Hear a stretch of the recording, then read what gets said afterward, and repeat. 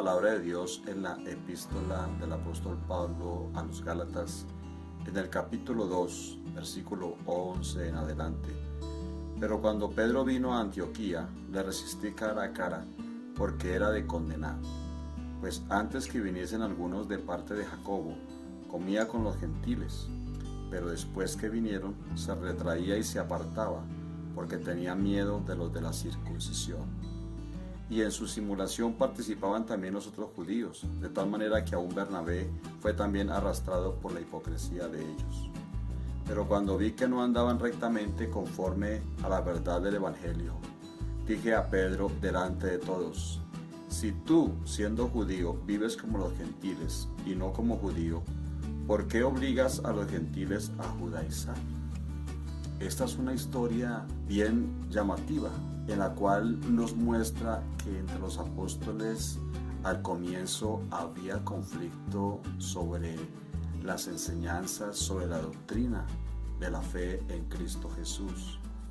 Aquí vemos a Pablo llamándole la atención a Pedro, porque cuando hablaba con los gentiles se comportaba como los gentiles, y cuando estaba con los judíos se comportaba como los judíos, es decir, no tenía en su vida o en su corazón un criterio definido en quién estaba creyendo y además a quién estaba obedeciendo.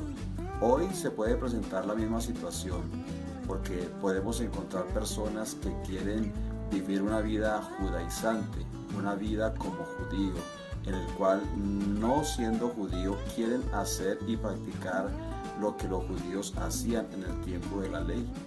¿No se han dado cuenta que estamos viviendo en el tiempo de la gracia, en el tiempo de creer en Cristo Jesús y que por su sangre nuestros pecados son perdonados?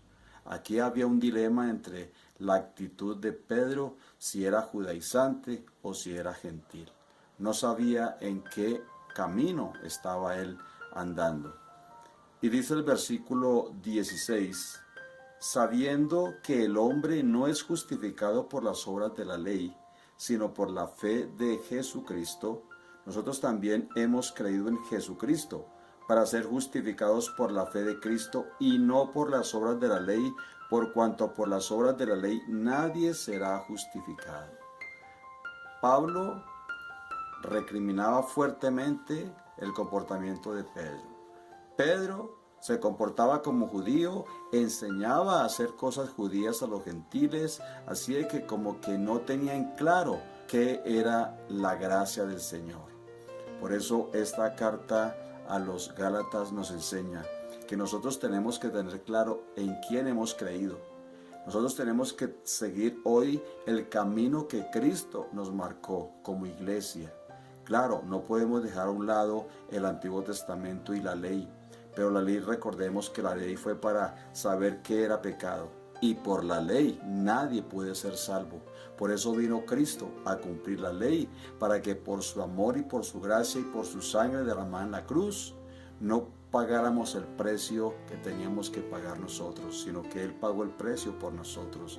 Ahora Él nos ha enseñado a creer en su palabra y a obedecerle, siendo llenos de su Santo Espíritu.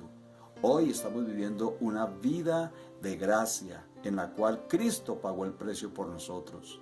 No tenemos por qué hacer cosas judaizantes, no tenemos por qué practicar cosas de los hebreos. No podemos creernos judíos cuando no somos ni siquiera nacidos en Israel. Nosotros tenemos que tener claro que Jesucristo es nuestro Salvador y que la salvación es por la fe en Él, en su palabra, en su obra redentora en la cruz, ser bautizados en su santo nombre y ser llenos de su Santo Espíritu. Esa es la gracia que el Señor nos ha regalado.